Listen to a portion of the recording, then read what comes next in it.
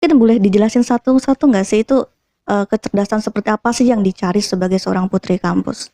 Untuk putri kampus tentunya kita butuh brain di Iya. mana kita harus update Mm-mm. tentang bagaimana keadaan sekarang, bagaimana Iya. isu-isu Mm-mm. terkini, lalu kemudian beauty. Mm-mm. Kita harus memperhatikan penampilan kita. Penampilan. Bagaimana kita bertemu dengan seseorang, Mm-mm. tentunya orang akan lebih percaya dengan kita jika Iya. kita lebih rapi seperti itu. Oke. Dan yang terakhir adalah behavior, Mm-mm. bagaimana kita bersikap kepada orang yang lebih tua, Mm-mm. lebih senior ataupun yang di bawah kita. Oke.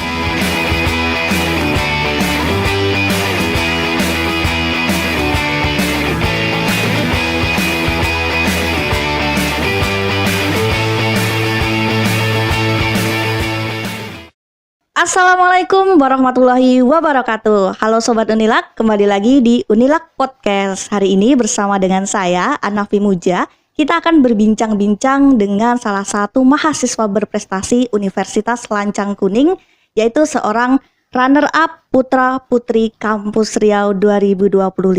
Nah, sudah ada di depan saya, yaitu Afira Farahdiba. Nah, mungkin Farah yang biasa dipanggil Farah nih, mungkin boleh memperkenalkan diri dulu dan menyapa sobat-sobat Unilak.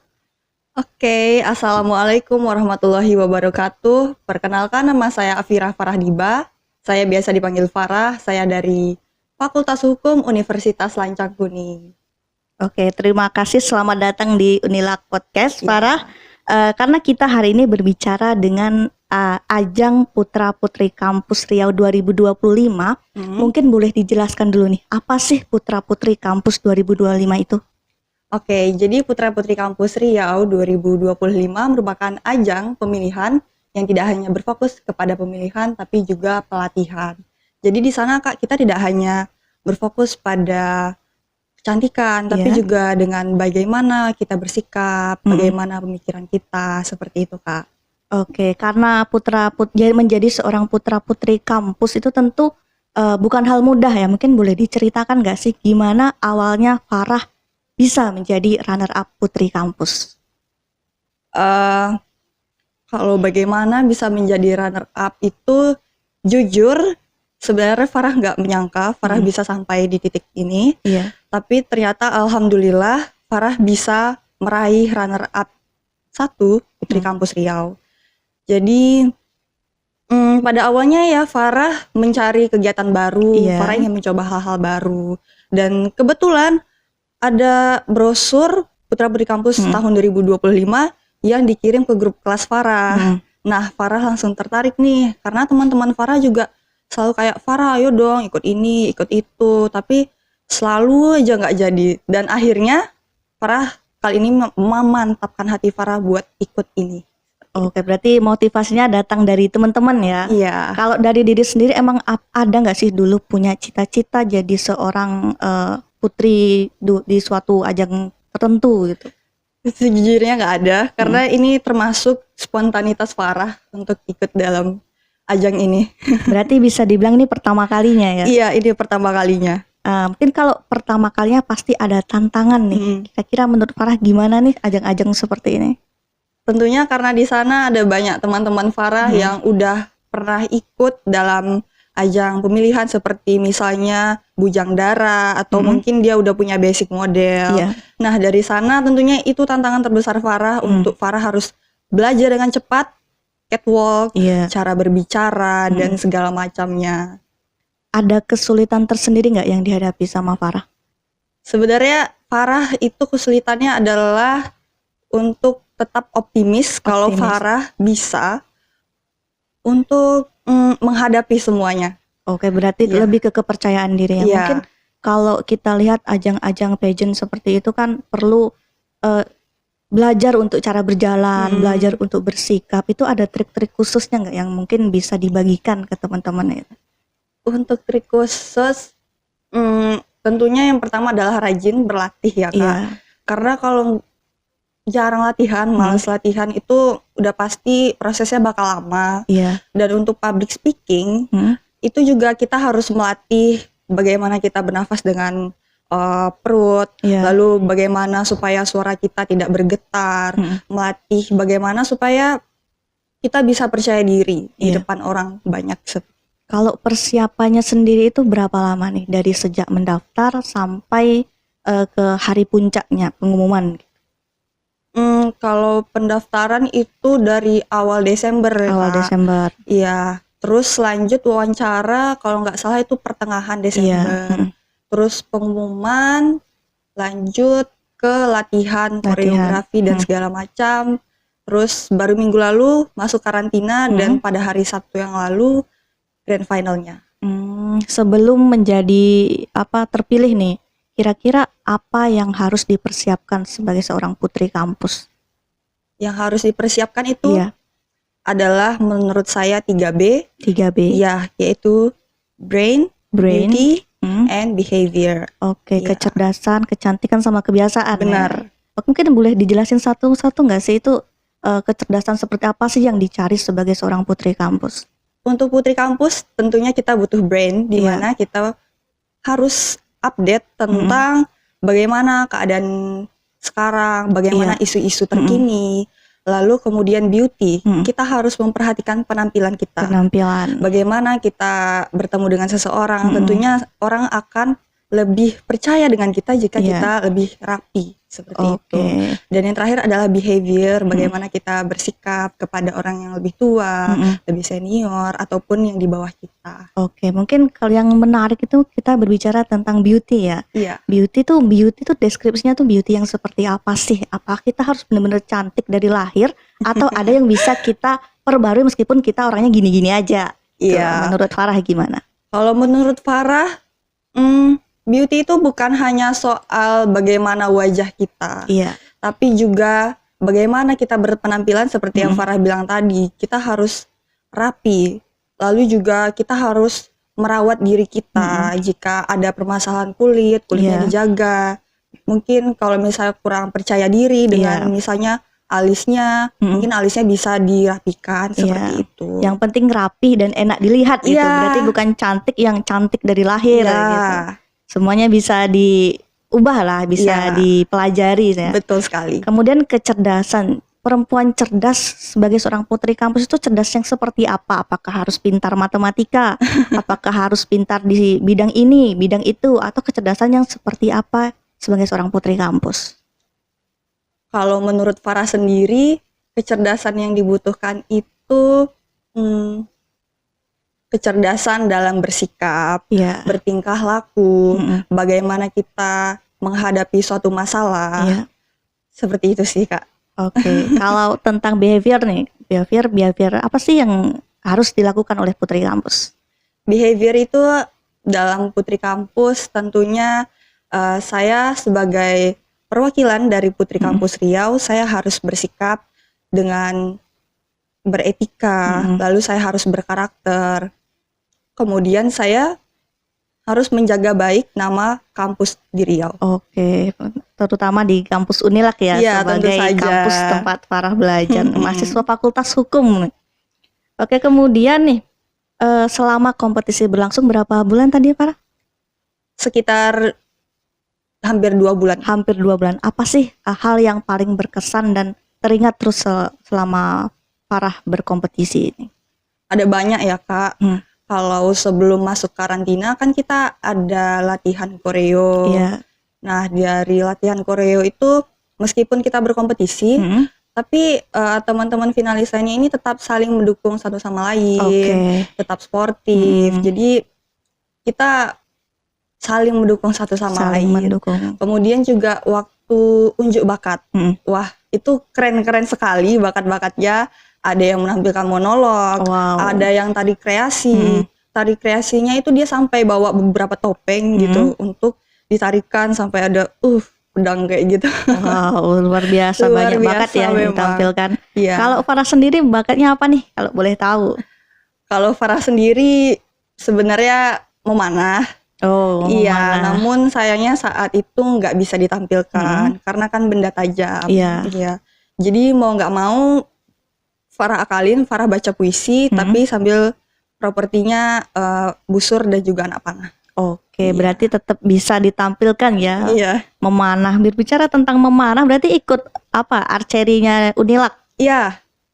Farah ikut UKM Unilak Archery Club. Sebagai anggota. Iya. Oke, mungkin. Oh bukan, kalau dari organisasinya Farah sebagai Okari Kak. Okari itu organisasi dan kaderisasi. Organisasi dan kaderisasi. Iya. Berarti dari awal ya ikut Okari, ikut Archery Unilak. Iya. Mungkin sebagai pengetahuan teman-teman, di Unilak itu ada UKM ya? Iya, UKM. UKM kampus yang di bidang olahraga, yaitu archery atau panahan. Nah, ini adalah salah satu anggota yang di bidang Okari ya, di bidang Okari yang sangat berprestasi, tentunya membawa harum nama Unilak. Nah, kemudian tadi dijelaskan juga sama Farah ada namanya koreo ya. Mungkin boleh jelaskan koreo itu maksudnya koreo yang seperti apa? Nah, maksudnya itu kita pada saat opening kita ada ngedance Kak. Oh, ngedance. Iya, jadi kita melatih dance itu, melatih koreografi. Itu gimana Farah? Emang terbiasa ngedance atau memang harus belajar lagi nih dari awal? Jujur Farah memang tidak punya basic di situ. Iya. Jadi Farah emang harus latihan keras, lebih giat dibandingkan teman-teman yang lain karena Farah memang nggak bisa sama sekali di situ. Oke, tapi akhirnya bisa juga ya. Akhirnya bisa, alhamdulillah sekali. Berarti itu menjadi tantangan tersendiri bagi Farah. Oke. Kalau dari dukungan dari teman-teman, keluarga itu gimana melihat Farah ikut kompetisi ini? Teman-teman Farah waktu tahu pertama kali langsung kayak, wah kamu memang cocok sih untuk ikut yang kayak gini, ajang seperti ini. Terus kalau untuk keluarga, jujur keluarga Farah baru tahu Farah ikut ini waktu Farah mau wawancara. Iya. Wawancara itu di tahap setelah tahap administrasi. Oh. Iya. Berarti nggak bilang-bilang dulu. Untung nggak dibilangkannya pas habis juara ya. Kalau habis juara benar-benar surprise nih ke orang tuanya. Terus kalau di ajang-ajang itu kan biasanya ada mentor, itu biasanya siapa sih mentor favorit atau seorang yang inspiratif bagi Farah? Untuk kemarin Farah disuruh memang harus pilih 2 coach, yaitu Coach Aldi dan Coach Nikita. Iya. Dan ternyata 2 orang ini sangat mendukung Farah ya. Kalau Coach Aldi dia fokus ke bagaimana busana Farah, dan Coach Nikita itu dia berfokus bagaimana speech Farah, jurnal Farah. Kemudian ada lagi Coach Fajar namanya. Iya. Nah, coach itu yang melatih catwalk Farah dan juga koreo. Dalam belajar itu semua itu ada kendala nggak sih? Atau mungkin di public speaking yang ternyata selama ini Farah pahami begini ternyata nggak begitu. Mungkin boleh dijelaskan sedikit gitu Farah? Nah, jadi karena waktu itu sama-sama sibuk ya Kak, Farah latihan dengan Coach Nikita itu malam sebelum grand final.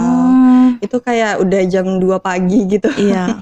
Oke, siap. Iya, jadi di situ karena Farah memang nggak punya basic juga di public speaking, jadi Kak Nikita untungnya dia sabar mengajarkan Farah bagaimana cara berdiri supaya nyaman saat berbicara di depan, lalu bagaimana cara menjawab pertanyaan dan menutup pertanyaan. Oke, mungkin boleh berbagi tips dong gimana sih cara menjawab pertanyaan seorang putri? Jadi saat kita telah mendapatkan pertanyaan, terlebih dahulu kita bilang terima kasih atas pertanyaannya.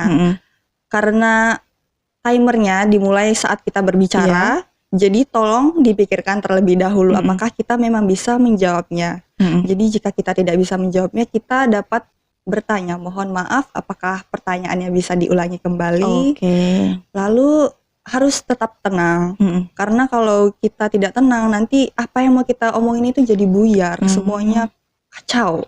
Kalau tips dari Farah sendiri gimana caranya biar tetap tenang dan tidak buyar? Gimana? Kalau Farah fokus ke diri Farah sendiri. Farah nggak memperhatikan audiens. Pokoknya di situ Farah, I'm the center of this. Oke, pusat harus. Pokoknya ini duniaku. Iya, gitu. ini duniaku, ini panggungku. Ini panggungku dan semua orang berpusat padaku. Iya. Oke, Farah. Mungkin boleh spill dong kira-kira pertanyaan-pertanyaan dari juri itu apa aja sih? Kalau pertanyaan untuk Farah itu kemarin, apakah skripsi itu memang perlu untuk diterapkan atau tidak? Oke, nah kalau boleh tahu gimana cara Farah menjawabnya? Sebagai seorang putri nih, ini mungkin boleh diibaratkan kita sedang di panggung nih, sambil berbagi tips. Oke, jadi baik, terima kasih atas pertanyaannya. Menurut saya skripsi adalah karya tulis yang memang dibutuhkan di universitas. karena skripsi merupakan hasil pikiran orang tersebut.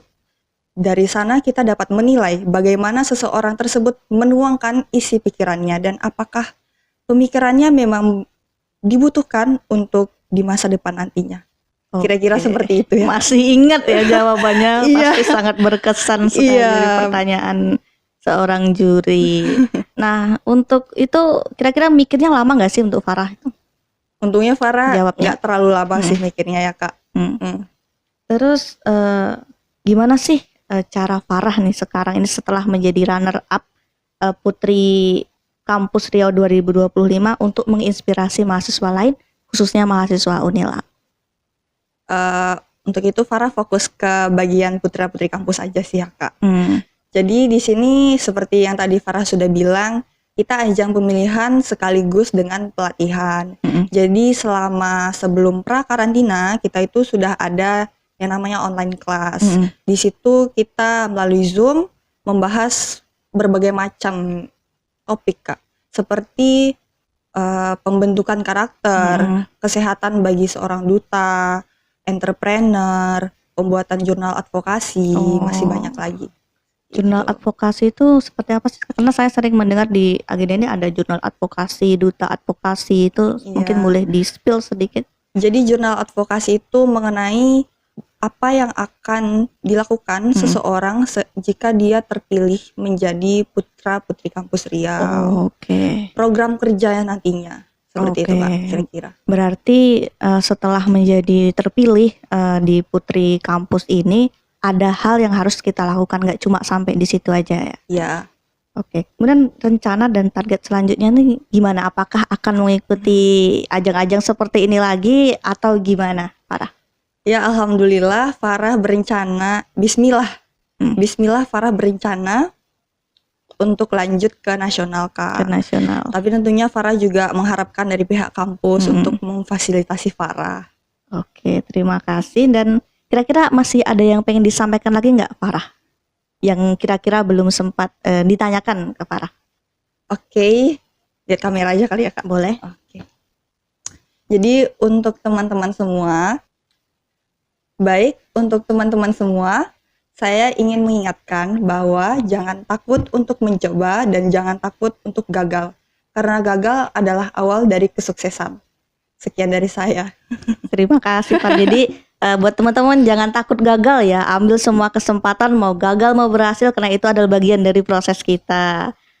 Mungkin sekian perbincangan kita dengan Farah. Mungkin masih banyak yang bakalan kita kulik lagi tentang Putra-Putri Kampus Riau 2025 di masa mendatang. Nah, terima kasih buat Farah yang udah mau meluangkan waktu ke Unilak Podcast.